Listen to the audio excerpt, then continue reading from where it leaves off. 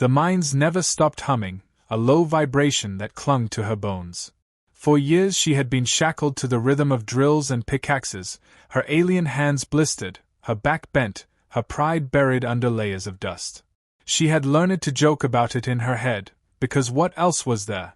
Rocks had been her only companions, and she swore the stones mocked her. Every chunk of ore she carried felt like a lover who refused to leave, heavy, possessive, grinding against her skin. She would mutter under her breath, "At least you don't talk back," and imagine the boulder whispering, "Not yet." She hated the word mine. To her it meant chains, endless tunnels, a life stolen. The overseers barked it constantly, "Back to the mine. Dig the mine." But in the back of her mind the double sting always lingered. Mine. As if she belonged to the tunnels. As if she belonged to anyone. She sharpened her tongue to survive. When another slave complained about the dust, she quipped, "Breathe deeper. Maybe you'll turn into a rock and finally be useful." They groaned, but secretly she kept them alive with her sarcasm. Pain became punchline, and punchline became armor. Her view of humans was simple, cruel, lazy, smug. They watched from platforms while she and her kind clawed through darkness. The way they scratched their faces or spat into the dirt fascinated her in the worst way. Why do they always leak? She wondered. Are humans defective machines? Their whistling grated on her ears. She imagined it as a war cry, except it sounded like a dying bird begging for attention. Every time she heard it, she wanted to crush rocks harder, just to drown it out. Still, her mind wandered. She'd catch herself staring at the faint light seeping down shafts, wondering if outside there was anything but more labor. Sometimes she dreamed she'd be claimed by some other fate. Not rescued, she wasn't that foolish. But maybe an accident, a cave-in. Better to be crushed by stone than endlessly mined by time. And yet, when she laughed at her own grim jokes, it felt like rebellion. They hadn't broken her humor, not yet. Her body bore the proof of years underground.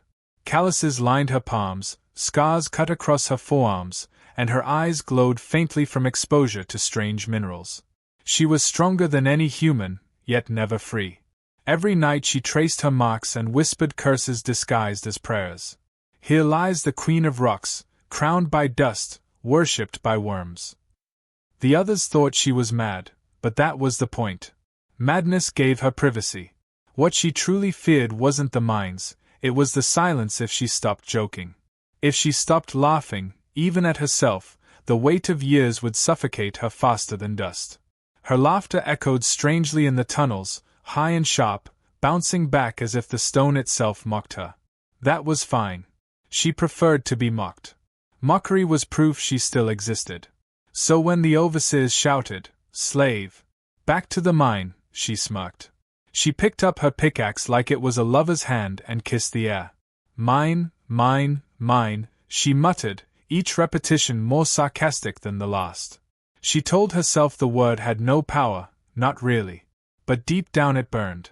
The idea that she belonged to the stone, to the overseers, to this fate, it made her jaw ache from clenching. She often pictured smashing her way out. Not realistically, there were too many guards, too many walls. But in her imagination, she rose like a goddess of rubble, swinging her pickaxe not at stone but at chains. She would look them all in the eye and declare, "No more mines. If anyone says the word again, I'll bury them so deep they'll grow roots." It was a fantasy, but fantasies kept her spirit sharp. The strangest thing was how time blurred. Days bled into nights without meaning. She could not remember the sky's color anymore. She had described it once to a younger slave, blue, endless, soft like water. The child had laughed, said she was lying. Sky couldn't be soft. Sky was stone.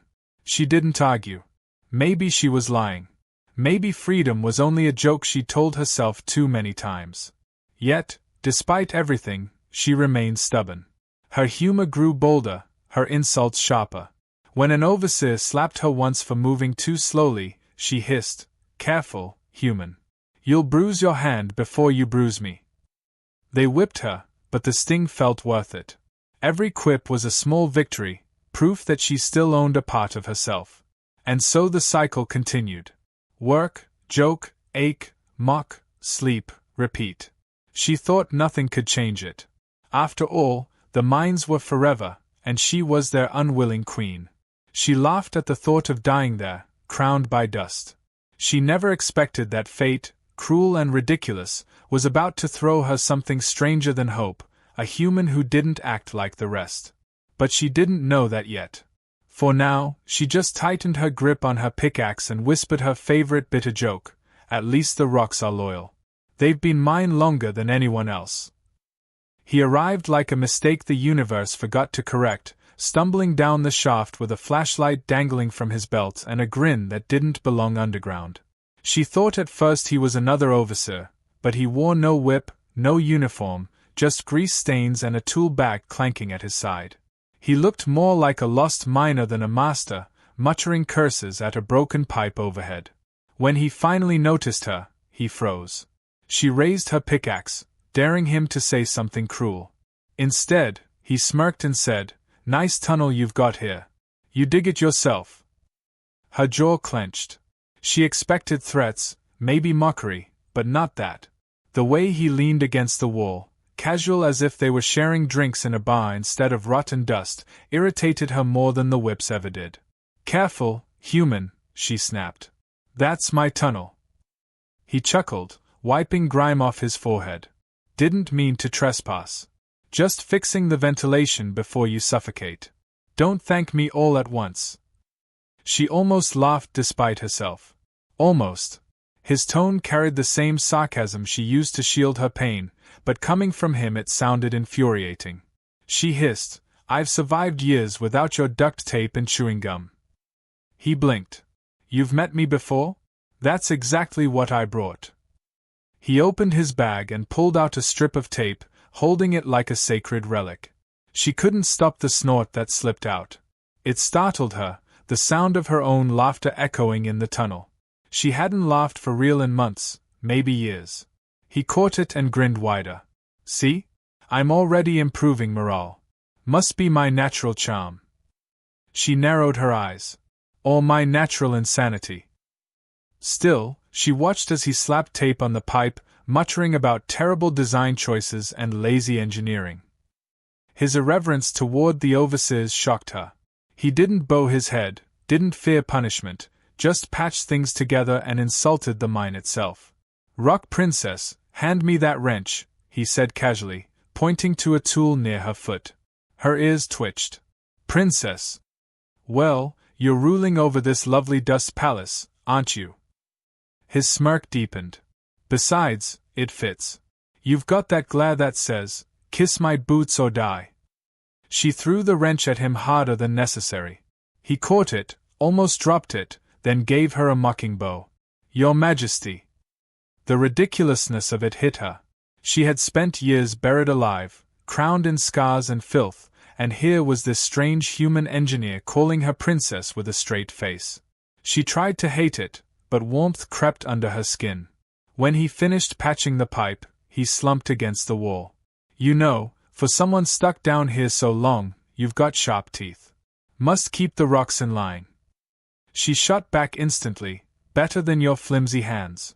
The rocks probably pity you." "Fair. But at least my hands don't glow in the dark." He pointed at her mineral-stained skin. She bristled, then realized his grin held no cruelty. Just mischief. The kind that dared her to fire back. "Glow helps me see in the dark. Unlike you, I don't trip over my own boots." He winced. "One time. And that ladder was crooked." Their banter ping-ponged, faster, sharper, until she realized the air in the tunnel felt lighter. Not from his patchwork repairs but from the strange bubble he created just by refusing to treat her like a broken tool. He teased her as if she weren't a slave but an equal sparring partner. She hated how much she liked it. At one point he leaned close, lowering his voice with mock seriousness. "So, how long have you been working this tunnel? Must know every inch of it." She growled. "Watch your phrasing, human." He laughed, deliberately pushing further. "Hey, you said it was yours. I'm just admiring the craftsmanship. Smooth walls, sturdy supports. Someone's been busy." Her cheeks flushed hot, though she told herself it was from dust. Say one more thing about my tunnel and I'll bury you in it. Noted. He winked. But if you did, you'd miss me. For a moment, she forgot the chains, the guards, the endless hum. For a moment, there was only the absurdity of this grease-stained fool who talked back without fear and made her laugh when she thought she'd forgotten how. He unsettled her more than any overseer ever had. Not because he hurt her, but because he didn't. When he finally stood to leave, he gave her a lopsided salute. Try not to miss me too much, princess. I'll be back. Got more tunnels to inspect. Her voice was sharper than she intended. I won't miss you at all. But after he disappeared into the dark, she caught herself smiling, the words echoing in her chest like a promise. She muttered under her breath, "Stupid human." Yet the silence that followed felt less heavy. For the first time in years, she wasn't entirely alone. He returned sooner than she expected, stumbling into her tunnel again with the same ridiculous grin and a bag full of tools that looked more like toys. She hissed at him for coming back, but deep down she had been listening for his footsteps since he left. He dropped his bag with a loud clank and said, "I've got a plan. You want out of here?" The words hit her harder than a whip. For years she had mocked the very idea of escape. Hope was poison. Yet the way he said it, as if they were about to fix a leaky pipe instead of topple her prison, stirred something dangerous inside. She folded her arms. "And what will you do, human? Tape the walls until they surrender." He pulled out a roll of duct tape and a wad of chewing gum with a triumphant smile. "You're catching on. Simple tools, big results. That's the human way." She nearly choked. "You plan to defeat chains and guards with gum. Gum and charm. Don't underestimate either." He winked, and the audacity of it made her laugh against her will. She pressed a hand to her chest, scowling at the sound. "If you get me killed, I'll haunt your tunnels." "Then I'll never be lonely again," he shot back. They began planning in whispers, crouched close enough that the dust of his hair mixed with the mineral glow of her skin. She pointed out patrol routes and guard habits, while he scribbled nonsense diagrams that made no sense to her. His hands shook with nervous energy, but he covered it with jokes. "Step 1, we blow the shaft open." She raised a brow. "Humans always rushing to blow things." He grinned. "Comes with the territory. We're explosive by nature." Despite the banter, her pulse quickened. The absurdity of his plan only heightened the tension. He wanted to overload old machinery with patched wires, then time their escape during the chaos. She wanted to mock him, to call it madness, yet something about his confidence made her believe. Or maybe it was just that no one else had ever tried. When the night shift thinned, they moved. He fumbled with wires, muttering about idiot engineers and why is everything built backwards. She kept watch, rolling her eyes at his constant commentary. "You sweat too much," she whispered. "Is your body leaking fear?" He dabbed his forehead with a rag. "It's cold cooling. You should try it." "Disgusting. And yet you keep staring." Her cheeks burned, though she told herself it was annoyance.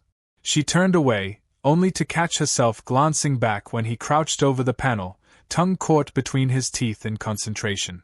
He was clumsy, ridiculous, entirely unfit for the mines, and somehow the most dangerous thing she had ever seen, not to her body, but to her defenses.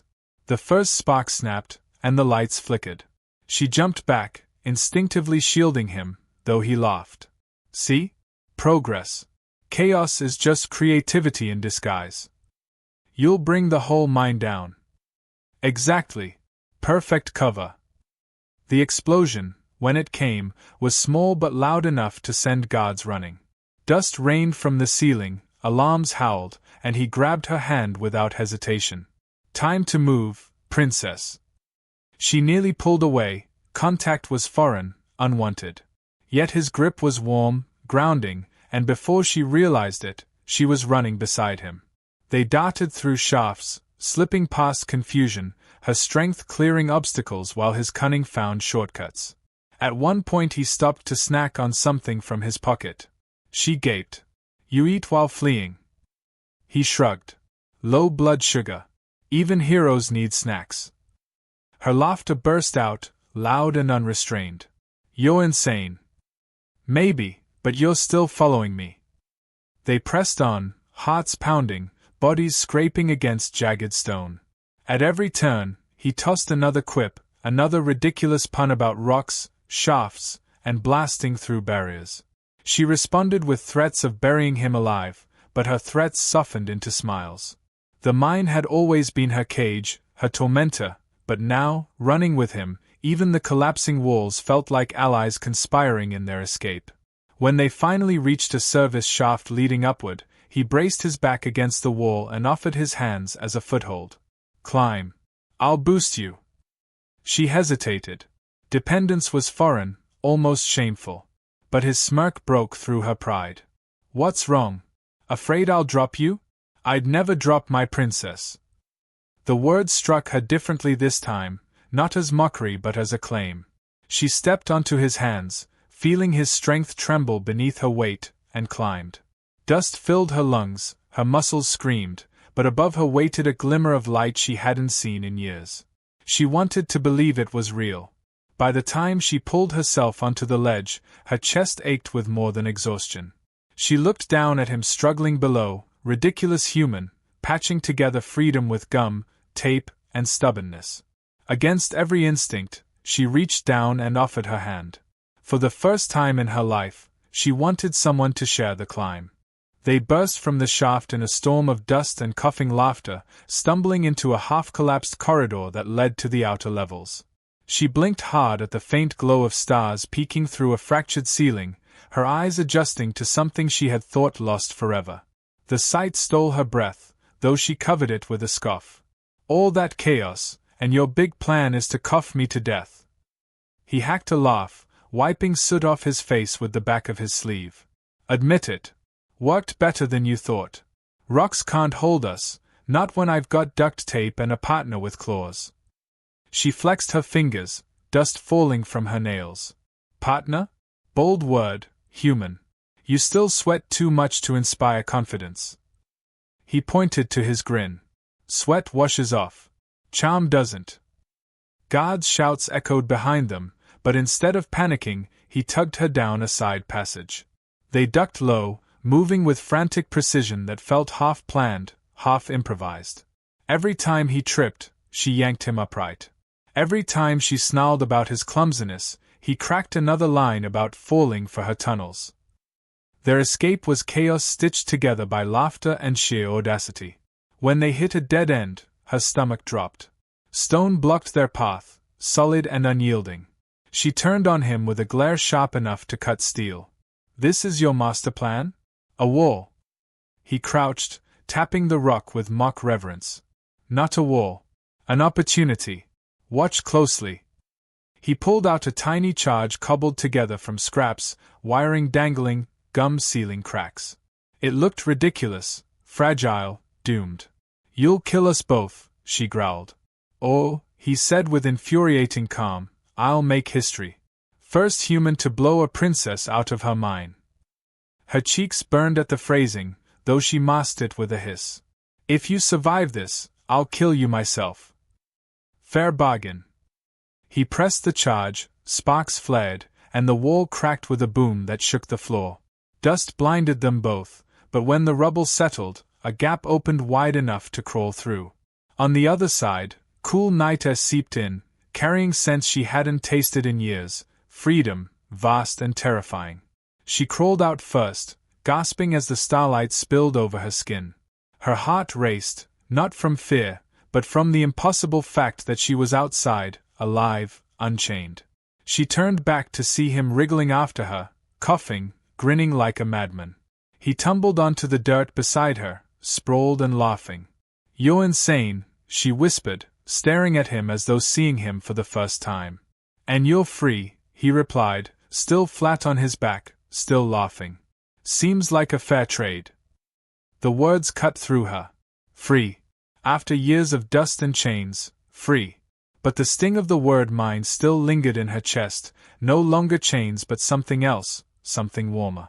She looked at him, ridiculous human, filthy, bruised, and somehow the bravest fool she'd ever met. "You call me princess," she said slowly, voice trembling between threat and promise. "But I was a slave. A mind slave. Do you understand what that means?" He sat up, meeting her gaze without flinching. "I understand that the mines never owned you. And if anyone says otherwise, I'll fight them. Because right now, you're not theirs. You're mine." Her breath caught. The word twisted inside her, no longer poison but a strange new anchor. She should have struck him, mocked him, laughed at his audacity. Instead, she leaned closer, her voice low and dangerous. "Careful, human. Say that again, and I might believe you." He smirked, unshaken. "Then believe it. You're mine to protect. Mine to annoy. Mine to make laugh, whether you like it or not." For a heartbeat, silence stretched between them, filled only by the hum of crickets and the vastness of stars. Then she laughed, sharp and wild, the sound echoing into the night. She shoved him backward, pinning him to the ground with a strength born of years underground. Dust swirled around them as she leaned close enough that her fangs glinted in the starlight. "Keep talking," she warned, her tone balancing on the edge of a growl and a laugh. "Keep talking, and I'll pounce." He looked up at her, fearless, that grin of his refusing to fade. "Then I guess I'll keep digging." Her laughter burst again, louder this time, raw and alive. For once, the word mine didn't feel like a chain. It felt like choice. She had never expected a human to save her, never expected anyone to make her laugh her way to freedom. Yet here he was, absurd and real, daring her to keep living. When she finally eased off him, her chest heaved with more than exhaustion. She sat back, staring at the horizon where dawn threatened to break. She whispered, almost to herself, "After years as a mine slave, I never thought I'd belong to anything but stone." He sat up beside her, brushing dust from his sleeve. "Guess the stone's loss is my gain." She shot him a sideways glare, lips curving into a reluctant smile. "Stupid human." "Princess."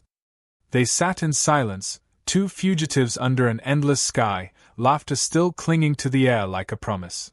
For the first time in her life, she didn't feel buried. She felt alive.